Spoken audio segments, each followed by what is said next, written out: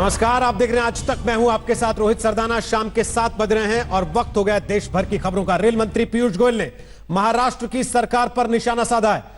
पीयूष गोयल ने कहा है कि 80 ट्रेन मांगने की बात सरासर गलत है। रेल मंत्री ने कहा कि महाराष्ट्र से 65 ट्रेनें खाली वापस लौटी हैं। आपको बता दें कि पिछले 2 दिन से महाराष्ट्र और केंद्र सरकार के बीच में, खासतौर पर रेल मंत्रालय के बीच में एक तरीके की राजनीतिक कुश्ती चल रही है, जिसमें एक के बाद एक दोनों तरफ से आरोप लगाए जा रहे हैं। महाराष्ट्र सरकार ने रेलवे से संपर्क ही नहीं किया और महाराष्ट्र से 65 ट्रेनें खाली लौट आई।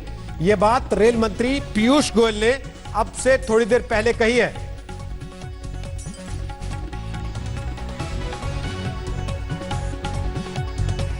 कल देर शाम को, रात को करीब 8-9 सडनली आधी अधूरी लिस्टें, कोई पुरानी लिस्टें कभी बनी होंगी, कभी कुछ लिस्ट यूपी भेजी होगी, कभी बंगाल बिहार भेजी होगी 10 दिन 15 दिन पहले, उस पर काटा पीटी करके डेट चेंज करके उन्होंने आज के लिए हमसे 145 ट्रेन, 145 ट्रेन कल शाम को मांगी। अब रेलवे ऐसा तो नहीं है कि भाई हम कल शाम को बोले और आज सुबह 145 ट्रेन। फिर भी पूरी रात बैठ के देश भर की समीक्षा करके ट्रेनों को तेज दौड़ा के पूरी हमने प्लानिंग की। रात भर बैठ के 145 ट्रेन हमने महाराष्ट्र पहुंचा दी। 145 ट्रेन को नोटिफाई कर दिया। पूरी 145 ट्रेन किस स्थान से शुरू होंगी, कहां पहुंचेंगी, कब जाएंगी, पूरी नोटिफाई कर दिया, समय के साथ, स्थान के साथ। जो स्टेट गवर्नमेंट ने मांगा हमने वहां से गाड़ी दी। 145 गाड़ियां खड़ी हैं, पैसेंजर्स नहीं है। राज्य सरकार पैसेंजर ला नहीं पा रही है और पूरी तरीके से उनकी व्यवस्थाएं चरमरा गई हैं और दुर्भाग्यपूर्ण स्थिति है कि गाड़ियां खाली खड़ी हैं, नहीं तो ये लाखों और लोगों को अपने घर पहुंचा सकती थी अगर महाराष्ट्र ने एक काम नहीं किया होता कि 145 ट्रेनें मांग ली, लेकिन वास्तव में तो उसकी लिस्टें भी तैयार नहीं थी। पता नहीं कौन सी लिस्टें हमें दी हैं उन्होंने, कहाँ है वो प्रवासी मजदूर, क्यों वो स्टेशनों पे ला नहीं पा रहे हैं, क्या व्यवस्थाएं है महाराष्ट्र में, हमें किसी को समझ नहीं आ रही। और इसी के साथ साथ बात महाराष्ट्र की राजनीतिक हलचल की भी। महाराष्ट्र में बीजेपी के नेता नारायण राणे ने राष्ट्रपति शासन की मांग की तो शिवसेना आग बबूला हो गई। पार्टी ने उद्धव सरकार को सुरक्षित बताया है। पूर्व सीएम देवेंद्र फडणवीस ने फिर आरोप लगाया है कि कोरोना पर केंद्र की मदद के खिलाफ महाराष्ट्र में राजनीतिक साजिश हो रही है। पहले राज्यपाल से मिले बीजेपी नेता नारायण राणे, फिर उद्धव से शरद पवार की मुलाकात और अब देवेंद्र फडणवीस ने की प्रेस कॉन्फ्रेंस। महाराष्ट्र में सियासी हलचल का पहिया इस वक्त बड़ी ही तेजी से घूम रहा है। पहले मुलाकातों का दौर, फिर मीडिया के सामने आरोप प्रत्यारोप और विकल्पों की पेशकश। सोमवार की शाम राज्यपाल कोश्यारी से मुलाकात में नारायण राणे ने महाराष्ट्र में राष्ट्रपति शासन लगाने की मांग कर डाली तो राज्य में मानो भूचाल मच गया। राणे ने आरोप लगाया कि कोरोना से जंग में उद्धव सरकार पूरी तरह नाकाम रही है, लिहाजा उसे सत्ता का अधिकार नहीं। महाराष्ट्र में तीनों पार्टियों शिवसेना, एनसीपी और कांग्रेस की महागठबंधन वाली सरकार की मजबूती को लेकर सस्पेंस उस वक्त और गहरा गया जब एनसीपी सुप्रीमो शरद पवार मुख्यमंत्री उद्धव से मिलने स्वयं मातोश्री पहुंच गए। हालांकि बाद में आज तक को एक्सक्लूसिव जानकारी देते हुए वो कोरोना से जंग पर उद्धव से बात करने गए थे। पूरी सफाई शिवसेना और कांग्रेस ने दी। जिस संकट के घड़ी से देश और महाराष्ट्र गुजर रहा है, उस बारे में चर्चा करते हैं, तो मुझे लगता है उसमें किसी को तकलीफ होने की जरूरत नहीं है। ऐसा कुछ नहीं है। कांग्रेस बिल्कुल नाराज नहीं। हमारी तीनों पार्टी की मीटिंग हर हफ्ते में हो जाती है, उसमें सब डिसीजन होते हैं, तो कांग्रेस नाराज होने का कोई ताल्लुक नहीं है। कांग्रेस और हम सब तीनों पार्टी साथ में काम कर। यूं तो विधानसभा में संख्या बल के हिसाब से उद्धव सरकार को कोई खतरा नहीं, लेकिन अचानक सियासी मुलाकातों के दौर ने कानाफूसी बढ़ा दी। वैसे भी महाराष्ट्र में कोरोना विस्फोट, बेकाबू होते मामलों, केंद्र से मदद पर तकरार, प्रवासी मजदूरों की परेशानी या फिर श्रमिक स्पेशल ट्रेनों पर रेलवे से खींचतान के बीच बीजेपी ने उद्धव सरकार के खिलाफ हमले तेज कर दिए। हम सरकार स्थापन करने का कोई प्रयास नहीं करने वाले।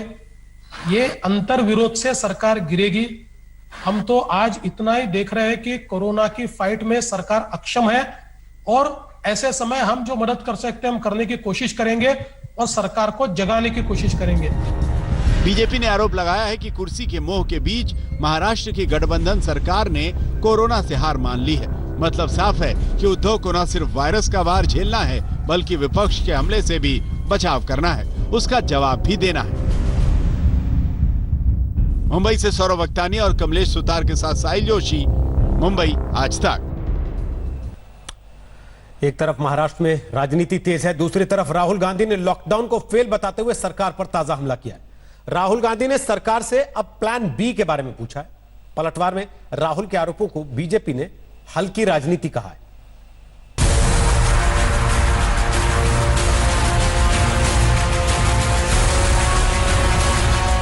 देश जहां एक और कोरोना से जंग लड़ रहा है तो वहीं दूसरी लड़ाई चल रही है सियासत की, जहां सरकार और सरकार की नीतियों पर राहुल गांधी लगातार ताबड़तोड़ हमले बोलते जा रहे हैं। आज राहुल गांधी निशाना साधने के लिए एक बार फिर सामने आए और वो भी पूरी लिस्ट और पूरी तैयारी के साथ। न सिर्फ प्रधानमंत्री और वित्त मंत्री को कटघरे में खड़ा किया बल्कि कोरोना संकट से जूझती अर्थव्यवस्था के लिए उपाय भी सुझाए।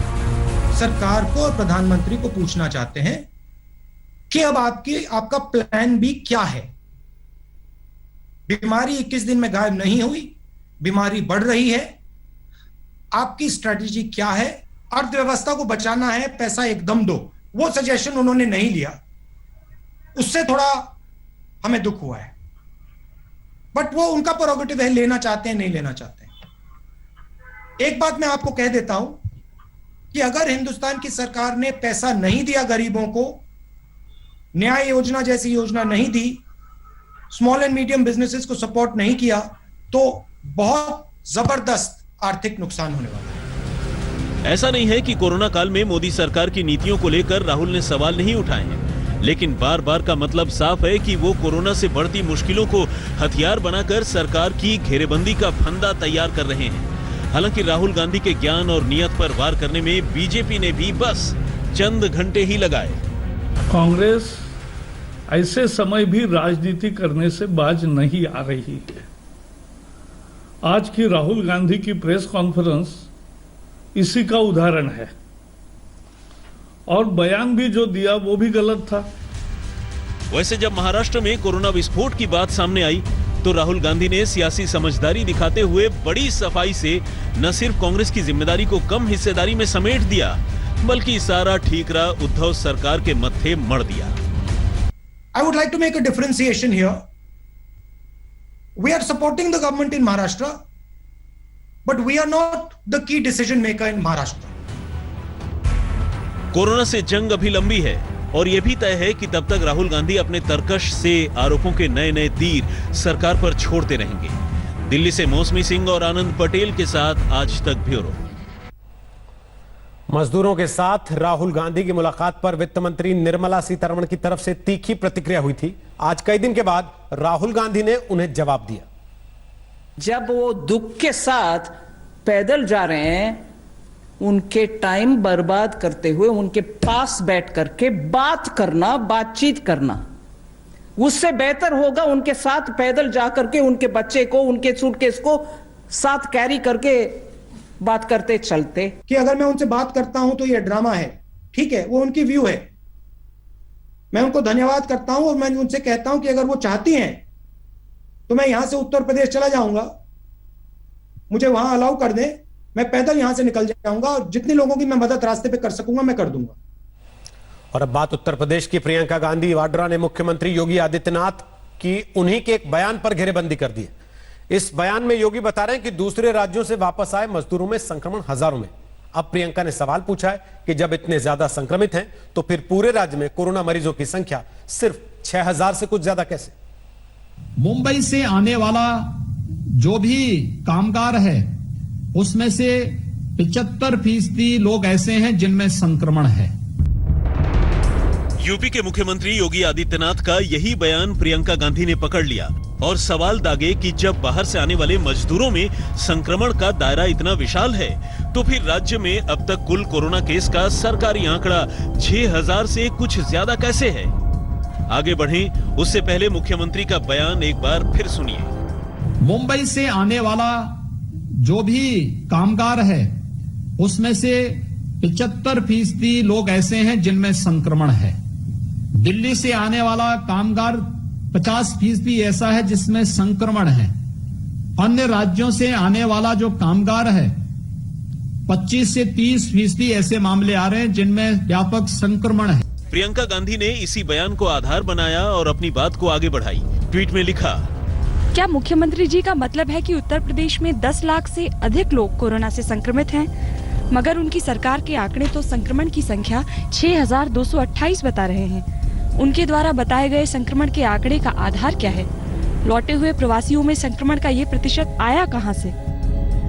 19 मई तक 682 ट्रेन से उत्तर प्रदेश में 9,58,500 से ज्यादा मजदूर वापस लौटे हैं और इसके 7 दिन बाद 26 मई को ये आंकड़ा बढ़कर करीब 26 लाख हो गया है। प्रियंका ने आरोप लगाया तो जवाब देने सीएम के डिप्टी सामने आए। वहां से जो लोग आए उसमें हमें आशंका है कि थोड़ा अधिक लोग हो सकते हैं, लेकिन कांग्रेस तो घटिया राजनीति पर उतारू है। उनके पास कोई काम नहीं है। वह जहां कांग्रेस की सरकार है वहां गरीबों के लिए कुछ कर नहीं रहे, मजदूरों के लिए कुछ कर नहीं रहे, लेकिन उत्तर प्रदेश पर सवाल उठाने के लिए वह जरूर इस प्रकार से कोशिश करती हैं। प्रियंका वाड्रा जी लगातार मैं देख रहा हूं, उनका बयान आता रहता है। दरअसल सरकारी आंकड़ों में यूपी में 6,497 कोरोना संक्रमित हैं, लेकिन जब इसे मुख्यमंत्री के बयान और लौटे हुए मजदूरों की तादाद से तुलना करें तो गंभीर सवाल खड़े हो रहे हैं। प्रियंका गांधी दूसरे शब्दों में सवाल पूछते हुए इशारा कर रही हैं कि क्या यूपी में कोरोना मरीजों की तादाद कम करके दिखाई जा रही है। कुमार अभिषेक के साथ नीलांशु शुक्ला, लखनऊ, आज तक। और सुप्रीम कोर्ट ने देश भर में जगह जगह फंसे और भीषण गर्मी में सड़कों पर पैदल जा रहे भूखे प्यासे प्रवासी मजदूरों की बदहाली पर गहरी चिंता जताते हुए खुद ही संज्ञान लिया है। केंद्र सरकार, सभी राज्यों और केंद्र शासित प्रदेशों को सुप्रीम कोर्ट ने एक नोटिस जारी किया है और सुप्रीम कोर्ट ने कहा है कि गुरुवार तक वो इस पर जवाब दें उन्होंने मजदूरों के लिए क्या क्या किया है। जस्टिस अशोक भूषण, जस्टिस संजय किशन कौल और जस्टिस एमआर शाह की बेंच ने मीडिया में आ रही खबरों और मजदूरों की बदहाली पर सुप्रीम कोर्ट को लगातार मिल रही चिट्ठियों के आधार पर इस मामले का संज्ञान लिया है। सभी राज्यों से, केंद्र सरकार से और केंद्र शासित प्रदेशों से सुप्रीम कोर्ट ने जवाब मांगा।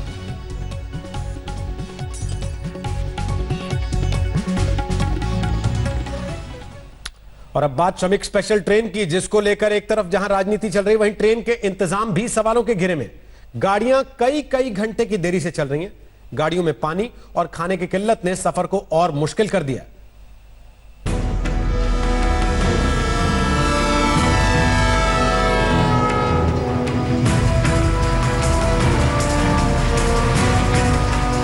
मजदूरों के लिए श्रमिक ट्रेन तो पटरियों पर दौड़ने लगी, लेकिन घर पहुंचने की राह इतनी आसान नहीं है। मुंबई से वाराणसी पहुंची ये ट्रेन करीब 12 घंटे लेट हो चुकी है। इस ट्रेन को एक दिन पहले ही 25 तारीख की देर रात लगभग 11:15 बजे पहुंच जाना चाहिए था, लेकिन ये अगले दिन 26 मई को दोपहर लगभग 12 बजे पहुंची। भीषण गर्मी के बीच यात्रियों के सामने खाने पीने की किल्लत शुरू हो गई है। 2 दिन से बच्चे भी हैं जो खाना पीना भी नहीं खा पाए हैं और बहुत गर्मी है और पानी भी पीना बहुत मुश्किल था, कहीं पानी भी नहीं मिल रहा था। इलाहाबाद से क्रॉसिंग जब हुई है गाड़ी तब से प्रॉब्लम हुई है पानी का, और बहुत जगह स्टेशनों पे। दिल्ली से चंदौली पहुंची श्रमिक एक्सप्रेस का भी कुछ ऐसा ही हाल दिखा, जहां लोगों के लिए सफर किसी बुरे सपने से कम नहीं था। ट्रेन की बहुत बुरा हालत थी। यहाँ मुगलसराय तो ट्रेन को आना चाहिए था 6 बजे, अभी 12 बजे पहुंच रही है। हमें जाना है औरंगाबाद। ट्रेन का हालत वही रुक के आ रही थी। अब जहाँ 6 बजे पहुंचाना था वहाँ 12 बजे 12:30 बजे पहुंचाई 1 बजे। इतनी गर्मी लग रही है, धीरे धीरे चलेगी तो परेशानी तो होगा करेगा। जिस देश में बुलेट ट्रेन चलने की तैयारी चल रही हो, वहाँ बुरे वक्त में एक ट्रेन 1000 किलोमीटर की दूरी तय करने में 3 से 4 दिन लगा देती है। किस्मत अगर ज्यादा खराब रही तो बिहार जाने वाली ट्रेन आपको उड़ीसा पहुंचा सकती है। फिलहाल हम लोग दानापुर रेलवे स्टेशन पर मौजूद हैं और ये ट्रेन जो आप देख रहे हैं फिलहाल यहाँ दानापुर से ये निकली है। ये 09547 अहमदाबाद अररिया श्रमिक एक्सप्रेस है और ये 24 तारीख को ही शाम में 6 बजे तकरीबन 6:30 बजे अररिया से अहमदाबाद से खुली थी और आज सुबह इसे अररिया 6:30 बजे तक पहुँच जाना था, लेकिन अभी दिन के तकरीबन 3 बज चुके हैं, लेकिन ये ट्रेन अभी तक दानापुर पे ही है। हालात तो कई बार इतने बिगड़ जाते हैं कि घर जाने का ये सफर आखिरी बन जाता है। बेगूसराय में मुंबई से प्रवासी मजदूरों को लेकर बरौनी पहुंची श्रमिक एक्सप्रेस ट्रेन से उतरते ही एक प्रवासी मजदूर ने दम तोड़ दिया। बताया जाता है कि 21 मई को महाराष्ट्र से प्रवासी मजदूरों को लेकर श्रमिक एक्सप्रेस ट्रेन चली थी, जो कई राज्यों से घूमते हुए 25 मई की रात बरौनी पहुंची। शख्स को 4 दिन से ठीक से खाना नहीं मिला और जैसे ही वो स्टेशन पर उतरा गिर पड़ा, जहां उनकी जान चली गई। श्रमिक स्पेशल ट्रेन का हाल बेहाल है। मजदूरों के पैदल सफर करने का सिलसिला भी जारी है, लेकिन सियासत में कोई कमी नहीं है। रेल मंत्री पीयूष गोयल, उद्धव ठाकरे पहले ही ट्रेन को लेकर एक दूसरे पर आरोप प्रत्यारोप लगा रहे हैं। वहीं अब महाराष्ट्र और पश्चिम बंगाल सरकार में ठन गई है। महाराष्ट्र बंगाल के मजदूरों के लिए 41 ट्रेन भेजना चाहता है, लेकिन पश्चिम बंगाल सरकार ने अम्फान चक्रवात का हवाला देते हुए ट्रेन भेजने से मना कर दिया। रेलवे ने महाराष्ट्र सरकार को पश्चिम बंगाल सरकार के साथ मामला सुलझाने को कहा है, जिनकी आपसी खींचतान में मजदूर फंसे हुए हैं। आज तक ब्यूरो। लॉकडाउन के 2 महीनों में तमाम मुश्किलें झेल रहे लोगों का गुस्सा बढ़ रहा है। ये नाराजगी अब सड़क पर दिखने लगी है। लोग अपनी कॉलोनी या सोसाइटी को सील करने के हक में नहीं है। नोएडा की ऐसी ही एक सोसाइटी को बंद किया गया तो लोग गुस्से में आ गए। जब से लॉकडाउन में रियायतें आई हैं, ऐसा नहीं है कि कोरोना के मामले कम हो रहे हैं, लेकिन एक अजीब पेचीदा स्थिति खड़ी हो जा रही है। वो ये कि जब तक लॉकडाउन था तब तक तो जो लोग नौकरी कर रहे थे उन्हें मालूम था कि दफ्तर बंद है। अब जब दफ्तर खुल गए हैं तो एक सोसाइटी को पूरी तरीके से सील कर देने से क्या दिक्कतें आती हैं। इस सोसाइटी में दरअसल ये मांग उठी कि पूरे को आप सील न करें। क्या दिक्कतें आई? दिक्कत यह है कि जिन लोगों के ऑफिसेस ओपन हो चुके हैं वो लोग अब बाहर नहीं जा पाएंगे। उन लोगों को जो है ऑफिसेस से बोला जा रहा है फोर्सफुली कि आप जो है अपने ऑफिस ज्वाइन कीजिए। अब अगर ये यहाँ पे इसको पूरा सील कर देंगे तो वो ऑफिस नहीं जा पाएंगे और फिर अगर वो ऑफिस नहीं जा पाएंगे तो उनकी नौकरी पे बात बन सकती है। तो हमारी मांग ये है कि जिस एरिया में ये मिला है उसको मिनिमाइज करके उसको सील किया जाए, ना कि पूरी सोसाइटी, क्योंकि इस पूरी सोसाइटी में कम से कम 3 से 4 हज़ार फैमिलीज रहती हैं। अगर ये पूरी सोसाइटी सील हो जाएगी तो उन 3 से 4 हज़ार पूरी फैमिलीज पे इफेक्ट पड़ेगा। पूरी फैमिलीज पे इफेक्ट पड़ेगा। दरअसल जब भी छुट्टियां होती हैं तो उसका कोई कारण होता है। आप बीमार हैं तो आप मेडिकल लीव ले सकते हैं, आप पेड लीव ले सकते हैं, घूमने जा रहे हैं, कोई दूसरा पर्सनल कारण है, लेकिन लॉकडाउन होने का कोई कारण नहीं कबूल होता है दफ्तरों में। बिल्कुल मैडम, मैं भी प्राइवेट सेक्टर से हूँ। मैं भी अपना एक छोटा सा सेटअप मैंने शुरू किया था। लास्ट 2 महीने से हम लोग घर पे हैं, लेकिन अब ये सिचुएशन ऐसी आ रही कि अगले बिल्कुल अनसर्टेन है कि कब तक हम घर पे रहेंगे और कैसे मैनेज करेंगे। ये बहुत मेजर इशू हम सबके लिए। 21 दिन के लिए अगर बंद रहेगा, 4000 फैमिली यहाँ रहती हैं, उनकी आपूर्ति कैसे होगी? ऑफिस वालों ने साफ बोल दिया है या तो ऑफिस आओ नहीं तो रिजाइन डालो। बाकी अगर आपके बिना दफ्तर में 21 दिनों तक काम हो सकता है तो दफ्तर भी यही देखेंगे कि उनका प्रॉफिट किस में है।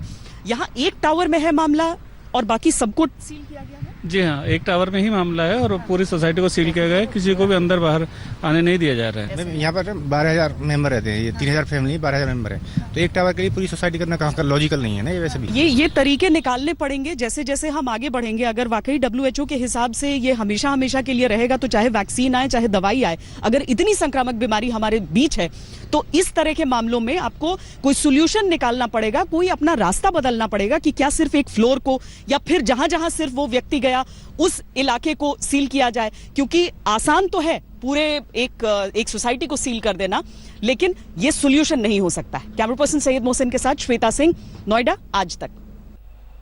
और अब आपको दिखाते हैं कि देश भर में कोरोना के आंकड़ों की स्थिति क्या है। देश में इस समय कोरोना का आंकड़ा लगभग 1.5 लाख के पार पहुंच चुका है और ऐसे में तमाम राज्यों में इस समय की स्थिति क्या है वो भी हम आपको ग्राफिक्स के जरिए दिखा देते हैं। पूरे देश में इस समय 1.5 लाख के पार कोरोना के मरीज हो चुके हैं। 1.5 लाख के लगभग 1,45,380 मरीज हैं, जिनमें से 60,491 ठीक हो चुके हैं और मौत का आंकड़ा अभी 4,167 लोगों का है। इसके अलावा राज्यों की अगर बात करें तो राज्यों की स्थिति कुछ इस तरीके से आपके सामने है। पहले नंबर पर महाराष्ट्र है, जहां 52,000 से ज्यादा केस हैं। हालांकि 15,786 लोग ठीक हो चुके हैं। महाराष्ट्र के बाद दूसरी तस्वीर है तमिलनाडु की, जहां 17,082 मरीज हैं, 8,731 ठीक हो चुके हैं और मौत हुई है 118 लोगों की। तीसरे नंबर पर गुजरात है, जहां 14,760 मरीज हैं, 6,636 लोग ठीक हो गए हैं, 888 लोगों की मौत का आंकड़ा अभी तक दर्ज है। दिल्ली में 14,053 मरीज हैं, 6,771 लोग ठीक हुए हैं और 276 लोगों की मौत वहां पर हो चुकी है। और साथ ही राजस्थान की भी बात आपको बता दें, जहां 7,300 केस अब तक हो चुके हैं, 3,951 लोग ठीक हुए हैं और 167 लोगों की मौत हो चुकी है जिन्होंने अपनी जान गंवा दी है। मध्य प्रदेश में भी आंकड़ा लगभग 7,000 के आसपास है, 3500 से ज्यादा लोग ठीक हुए हैं और 300 लोग अपनी जान कोरोना की वजह से गंवा चुके हैं। देश में कोरोना के आंकड़ों के साथ साथ तैयारी कोरोना से लड़ाई की कहां तक पहुंची, यह बात केंद्र सरकार के स्वास्थ्य मंत्रालय ने बताई। इंडिया में लॉकडाउन और साथ में कंटेनमेंट पर जो हमारे एफर्ट रहे हैं, उसके कारणवश हम ये पाते हैं कि करीब 10.7 लाख केसेस पर लाख हमारे यहाँ रिपोर्ट हुए हैं। उसके साथ ही अगर हम एक और एनालिसिस डेथ पर भी करें, तो जैसे कि हम कई बार इस बारे में बात कर चुके हैं कि कोई भी डेथ रिपोर्ट होना देश के लिए एक बहुत दुख का विषय है, बट अगर हम देखें तो पाते हैं कि जैसे वर्ल्ड में ओवरऑल 6.4% फैटेलिटी रेट ऑब्जर्व किया गया है, तो India has one of the lowest fatality rate among the countries जहां पर की हायर केसेस रिपोर्ट हुए हैं। अब इस लॉकडाउन के बीच एक अच्छी खबर, बिहार में आज 10वीं क्लास के नतीजों का ऐलान हो गया। इसमें रोहतास के रहने वाले हिमांशु राज बिहार बोर्ड मैट्रिक परीक्षा के टॉपर बने हैं। हिमांशु ने 96.2% अंक हासिल किए। केरल में आज से 10वीं और 12वीं की परीक्षाएं शुरू हुई हैं।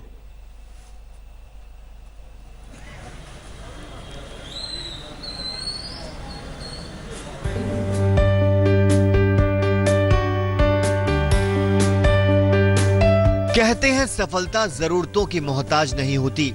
ये बात साबित करके दिखाई है रोहतास से एक किसान परिवार से जुड़े हिमांशु राज ने, जिन्होंने बिहार बोर्ड में 10वीं की परीक्षा में टॉप किया है। 96.20% अंक लाकर करीब 15 लाख लोगों को पीछे छोड़ दिया। पूरे मैट्रिक बिहार में टॉपर हैं। पढ़ाई की तैयारी कैसे की?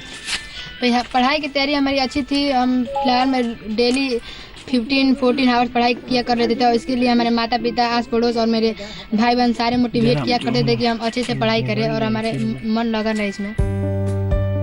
हिमांशु बेहद गरीब परिवार से है और वो अपने पिता के साथ सब्जी बेचते थे। पढ़ने की लगन ऐसी थी कि काम से वक्त निकालकर 14 घंटे हिमांशु पढ़ाई करते थे। एक और जहां हिमांशु पिता की मदद करते थे, तो वहीं हिमांशु के पिता भी बेटे को पढ़ाई कराते थे। हिमांशु और उनके पिता की ये मेहनत रंग लाई और आज रोहतास के इस लाल ने पूरे बिहार में अपना डंका बजाया है। हिमांशु बड़े होकर सॉफ्टवेयर इंजीनियर बनना चाहते हैं। आगे क्या करना चाहते हैं? आगे मैं सॉफ्टवेयर इंजीनियर बनना चाहता हूँ भविष्य के लिए। हिमांशु पर पूरे गांव को गर्व है। घर पर बधाई देने वालों का तांता लगा हुआ है, लेकिन जश्न के पीछे मेहनत और लगन की एक लंबी कहानी छिपी हुई है। सुजीत झा, रोहतास, आज तक। और गर्मी ने कोहराम मचा रखा है। उत्तर भारत के कई इलाकों में तापमान 45 के पार पहुंच गया है। बिगड़ते हालात को देखते हुए मौसम विभाग ने रेड अलर्ट जारी किया।